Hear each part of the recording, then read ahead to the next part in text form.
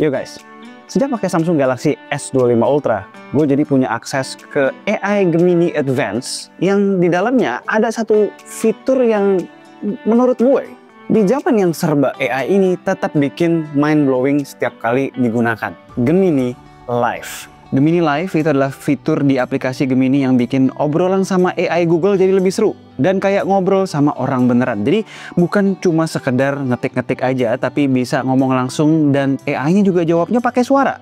Bayangin aja kayak punya asisten pribadi yang siap bantu kapan aja. Fitur ini dibuat biar interaksi sama AI itu jadi lebih gampang, bisa pakai suara dan gambar juga. Terus obrolannya juga kayak ngobrol sama temen. Gemini Live ini bisa dipakai buat banyak hal, mulai dari nyari info, nyari ide, sampai ngerjain tugas biar bisa cepet kelar. Cara pakainya gampang, bisa trigger dari power button di S25 Ultra, lalu klik lambang voice yang di bawah kanan. Muncul tuh si asisten canggih. Free tuh selama 6 bulan pertama. Dan kemarin gue baru menemukan satu kegunaan yang jujur gue sebelumnya nggak kepikiran sama sekali. Jadi travel planner dan tour guide. Gini ceritanya. Jadi kemarin tuh gue sempat dapat rezeki untuk bawa anak bini gue untuk jalan-jalan. Ya gue brainstorming lah sama bini gue mau kemana nih. Banyak waktu itu pilihannya dari Labuan Bajo, Sumba, sampai destinasi luar negeri kayak Vietnam atau Taiwan. Tapi akhirnya kita waktu itu bener-bener buntu ya. Banyak variabel yang masih kita nggak tahu gitu loh. Terutama soal budgeting. Cukup nggak nih budget juta ini? Terus gue ada ide, kenapa kita nggak manfaatin Gemini Live di S25 Ultra untuk bikin decision? Sekalian gue pengen lihat, secanggih apa sih dia? Oke Gemini, gue ada budget sekitar juta. Mau ajak anak-anak, ada 2, dan istri gue untuk liburan. Tapi liburannya itu maunya ke luar negeri. Destinasi yang cocok, yang family friendly, yang kids friendly. Terus secara durasi itu 5 hari 4 malam. Hong Kong adalah destinasi yang sangat menarik dengan perpaduan budaya timur dan barat, kota yang modern, dan tentu saja Disneyland Hong Kong. Destinasi Disneyland Hong Kong, Victoria Peak, Ocean Park, Ngongping 360, dan berbagai distrik perbelanjaan. Wah itu menarik banget tuh Hong Kong. Coba deh sekalian bikinin itinerary 5 hari 4 malam yang menarik, yang kids friendly, sekalian dalam format VO supaya nanti gue bisa masukin jadi VO di vlog gue selama di sana. Tentu saja, ini dia skrip vlog untuk itinerary perjalanan 5 hari 4 malam di Hong Kong dengan pilihan objek wisata yang kids friendly yang bisa kamu gunakan.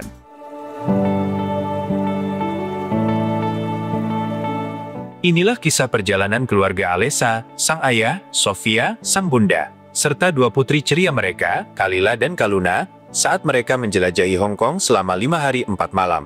Sebuah perjalanan penuh tawa dan momen kebersamaan. Hari pertama di Hong Kong dimulai sore hari, karena pesawat keluarga Alessa mendarat pukul 14.30.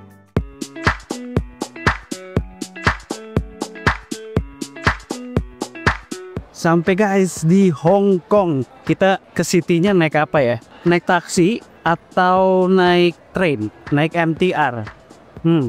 Coba kita tanya sama Gemini. Oke Gemini, mana yang lebih baik? Saya dari airport Hong Kong ke Tsim Sha Tsui naik MTR atau naik taksi? Kondisinya saya berempat, saya sama istri dan 2 anak.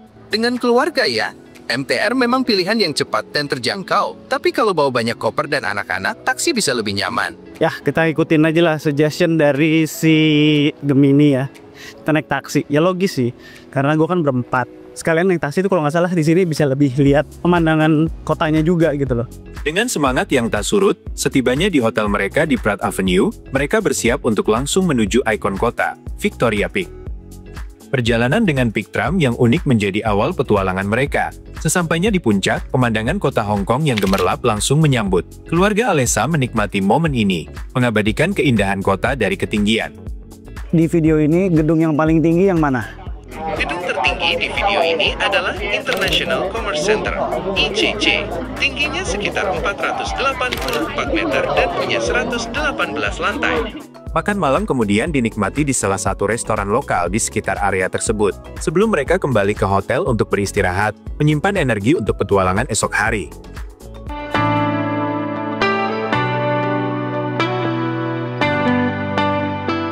Guys, ini baru hari kedua ya, tapi suara gue udah habis, kayak batuk gitu gue kemarin. Jadi hari ini Justru gue akan benar-benar memanfaatkan Gemini di S25 Ultra untuk jawabin semua pertanyaan-pertanyaan anak gue. Hari kedua dimulai dengan keluarga Alessa mengunjungi Kowloon Park, sebuah oase hijau di tengah kota. Kalila dan Kaluna menikmati area bermain, sementara Alessa dan Sofia mengagumi taman-taman tematik. Gemini, itu burung apa? Itu burung flamingo. Mau lihat lebih dekat? Flamingo makannya apa? Flamingo suka banget makan udang kecil dan alga. Makanan itu bikin bulu mereka jadi warna pink cantik. Mau coba cari tahu lebih banyak tentang flamingo? Asalnya dari mana? Flamingo itu aslinya dari daerah tropis di Amerika dan Afrika. Tapi, flamingo yang ini mungkin dari tempat lain, soalnya mereka biasanya hidup di alam liar dekat danau atau laguna yang dangkal. Itu bunga apa? Tanaman dengan daun berwarna putih keperakan itu unik sekali ya. Itu namanya Dusty Miller. Daunnya yang lembut dan berwarna cerah memang seringkali menarik perhatian.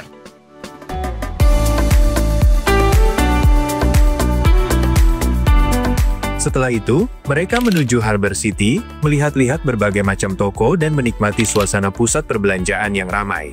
Siang hari, kunjungan edukatif dilakukan ke Hong Kong Palace Museum, tempat mereka bisa melihat sekilas kekayaan budaya dan sejarah. Gemini, ini apa? Mengingat Anda melihat ini di Museum Tiongkok, kemungkinan besar ini adalah ukiran kayu tradisional Tiongkok. Ukiran-ukiran ini sering menggambarkan adegan dari mitologi, peristiwa sejarah, kehidupan sehari-hari, atau alam, dan dikenal karena keahlian serta makna budayanya. Menjelang sore, mereka kembali ke area Tsim Shat Tsui untuk menikmati pemandangan ikonik Victoria Harbour, menyaksikan perahu-perahu lalu lalang dengan latar belakang gedung pencakar langit yang memukau. Jika tidak terlalu lelah, mereka mungkin akan menunggu hingga malam untuk menyaksikan pertunjukan A Symphony of Light sebelum mencari tempat makan malam.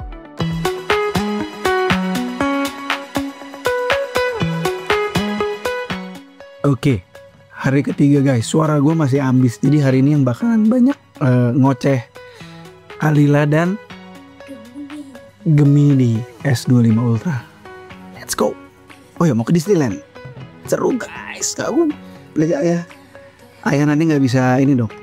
Nggak bisa teriak-teriak dong. Pas teriak, suaranya gitu. Keluar di coaster gig. Yuk, kita jalan Disney. Let's go. Memasuki hari ketiga, inilah hari yang paling ditunggu-tunggu oleh Kalila dan Kaluna, Hong Kong Disneyland. Alessa dan Sofia memilih beberapa wahana yang paling disukai putri-putri mereka, seperti terbang bersama Dumbo atau berlayar di It's a Small World. Mereka menikmati berbagai atraksi dan suasana magis taman hiburan ini. Waktu untuk camilan khas Disney dan makan siang di salah satu restoran tematik juga menjadi bagian dari keseruan hari itu. Puncak hari itu, pertunjukan kembang api Momentus di atas kastil menjadi pengalaman magis yang mereka nikmati bersama sebelum kembali ke hotel dengan hati yang gembira.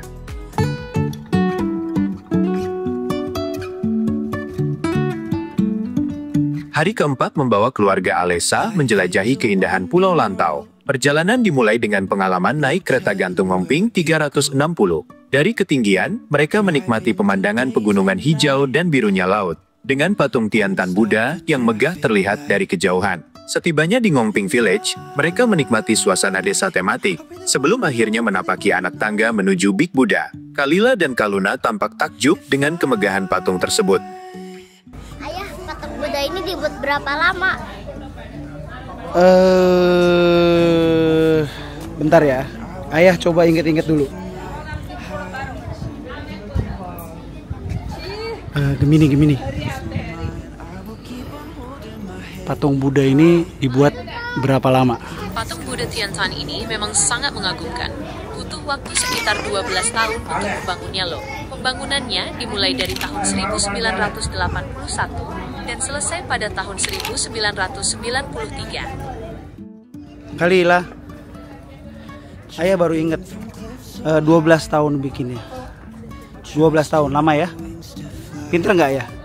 Pinter nggak? Serba tahu ya ayah ya?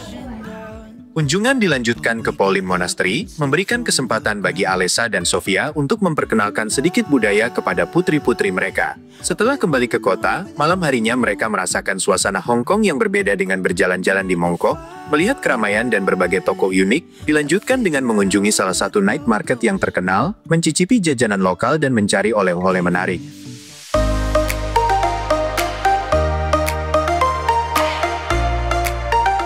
Di hari terakhir mereka di Hong Kong, setelah sarapan dan check out, keluarga Alessa menuju Causeway Bay. Mereka menghabiskan waktu menjelajahi distrik perbelanjaan yang terkenal ini, melihat-lihat etalase toko-toko modern dan merasakan energi kota yang dinamis. Mungkin ada beberapa barang atau oleh-oleh terakhir yang menarik perhatian mereka. Setelah menikmati makan siang di Causeway Bay, mereka pun bersiap menuju bandara. Membawa pulang kenangan tak ternilai dari liburan keluarga mereka yang penuh petualangan di Hong Kong. Bagi keluarga Alessa, perjalanan ke Hong Kong kali ini penuh dengan momen kebersamaan yang tak terlupakan. Dan itulah bagaimana keluarga Alessa menikmati Hong Kong, menemukan kebahagiaan dalam setiap pengalaman. Semoga kisah ini bisa menginspirasi perjalanan kalian berikutnya.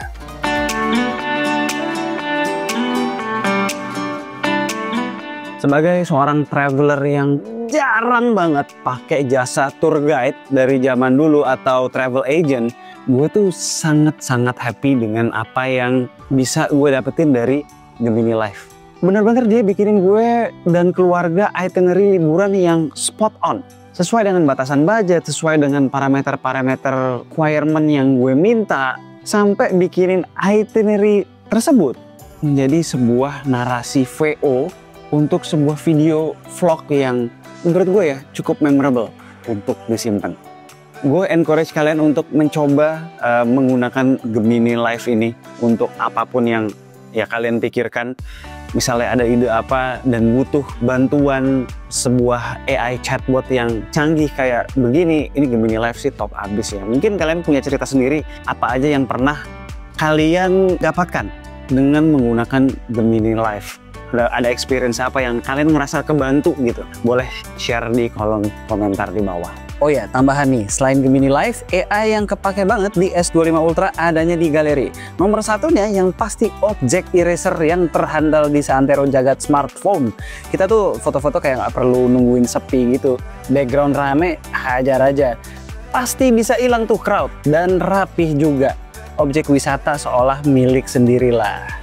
Satu lagi yang kepake banget adalah Best Face. Dengan fitur ini, gue juga kebantu banget ya. Sekali jepret tuh pasti jadi. Kalau pas ada foto di mana anak gue kedip atau merem, itu tinggal ke galeri, edit, lalu pilih Best Face, lalu tinggal ganti mimik wajahnya jadi yang terbaik. Is the best-nya. Bener-bener easy. Alright, sekian aja video dari gue kali ini. Gue Alessa. Dan gue Gemini. This is K2G. Tunggu racun-racun kami berikutnya. Ciao. Tentu saja, apalagi yang ingin kamu coba.